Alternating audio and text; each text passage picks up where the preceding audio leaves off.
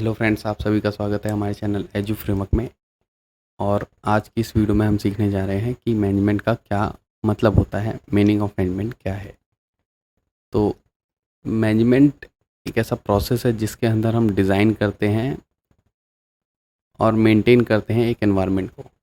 अब यहाँ पे डिज़ाइन और मेंटेनिंग से मतलब है कि जो हम प्लानिंग करते हैं, ऑर्गेनाइजिंग करते हैं, कंट्रोलिंग करते हैं, स्टाफिंग कर रहे हैं, डायरेक्टिंग करते हैं, ये सारे जो स्टेप्स करते हैं, प्लानिंग जो हम कर रहे हैं ये डिज़ाइनिंग हो जाती है कि भाई हमें क्या काम कैसे करना है, कौन कौन से रिसोर्सेज यूज़ करने हैं, कौन सी लेबर इसको सही से कर पाएगी, कौन सा स्टाफ इसको ठीक कर पाएगा।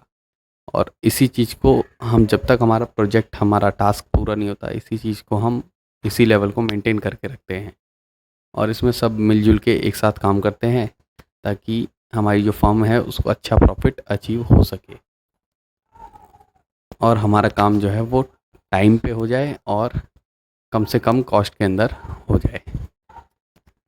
तो फ्रेंड्स, यही मैंने लिखवाया भी है, जैसे कि management is the process of designing and maintaining an environment. यानी इसमें हम डिज़ाइन करते हैं और मेंटेन करते हैं एक environment in which individual work together, जिसमें सभी लोग एक साथ काम करते हैं ताकि वो with the aim of achieving goals, ताकि वो गोल्स को अचीव कर सकें इफ़ेक्टिवली एंड इफ़िशिएंटली।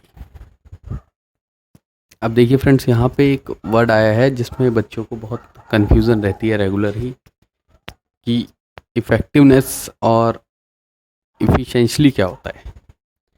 तो फ्रेंड्स, मैं आपको सिंपल वे में बता दूं कि इफ़ेक्टिवनेस का मतलब होता है दिए हुए काम को टाइम के अंदर पूरा करना। जो भी काम दिया हुआ है उसको रीजनेबल टाइम के अंदर पूरा करना ही हमारा इफ़ेक्टिवनेस कहलाता है। और इफ़िशिएंसी का मतलब होता है हम इसमें टाइम पे फोकस नहीं करते, इसमें हम रिसोर्सेज का कम से कम यूटिलाइजेशन हो, वेस्टेज हो और कम से कम कॉस्ट आए, इस चीज़ पे फोकस करते हैं। यहाँ टाइम से फ़र्क नहीं पड़ता, यहाँ पे कॉस्ट को कम करने से, रिसोर्सेज को बेटर यूटिलाइजेशन करने से, वेस्टेज कम करने से, इससे फ़र्क पड़ता है। तो ये दोनों चीज़ें साथ होगी तभी एक फर्म अपना काम सही टाइम पे पूरा कर सकती है और ज़्यादा से ज़्यादा फ़ायदा कमा सकती है। तो ये दोनों चीज़ें एक अच्छे मैनेजमेंट में हमेशा मौजूद होनी चाहिए। अब देखिए, इस चीज़ को हम एक एग्ज़ाम्पल से भी समझने की कोशिश करते हैं। मान लीजिए एक मैनेजर है और उसने उसको एक प्रोजेक्ट मिला कि भाई हमें 500 यूनिट बनानी है टाइम के अंदर, लेकिन बिना कोई वेस्टेज किए हुए।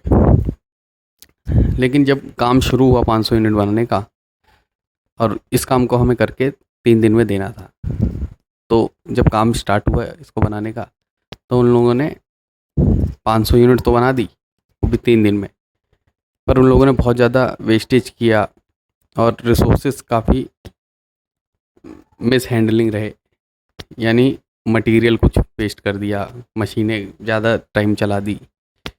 तो अब इस एग्ज़ाम्पल में हम देख सकते हैं कि हमारी जो प्रोडक्ट बनेगा उसके अंदर इफ़ेक्टिवनेस तो है क्योंकि काम 3 दिन के अंदर ही पूरा हुआ है, लेकिन यहाँ पे कॉस्ट हमारी बहुत ज़्यादा ही है क्योंकि इन्होंने रिसोर्सेज बहुत वेस्ट किया है। तो काम को हम कह सकते हैं ये इफ़ेक्टिव तो है लेकिन इफ़िशिएंसी इसके अंदर नहीं है। अब हम फ्रेंड्स इफ़ेक्टिवनेस और इफ़िशिएंटली को समझने के लिए एक एग्जांपल लेते हैं।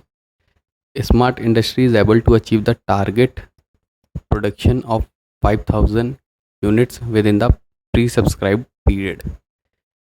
स्मार्ट इंडस्ट्री क्या है, उसने अपना जो टारगेट लिया था 5000 यूनिट बनाने का, वो अपने दिए हुए टाइम में पूरा कर लिया है। However to achieve the target on time, अब टारगेट को अचीव करने के लिए टाइम पे additional 40,000 were paid as overtime wages to employees. अलग से उसको 40,000 रुपये देने पड़ गए ओवर टाइम के रूप में अपने एम्प्लॉयज़ को। Do you think smart industry is effective and efficient in its work?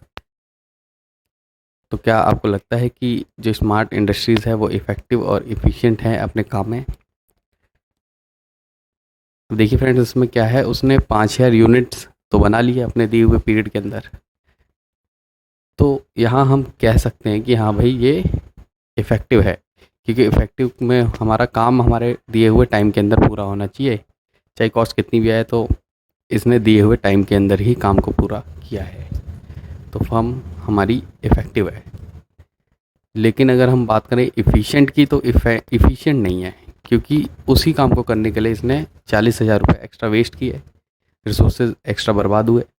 तो जब भी हमारे एक्स्ट्रा कुछ भी कॉस्ट इनकर्ड हो जाती है, तो उस जगह हमारी इफ़िशिएंस जो सिचुएशन है वो ख़त्म हो जाती है।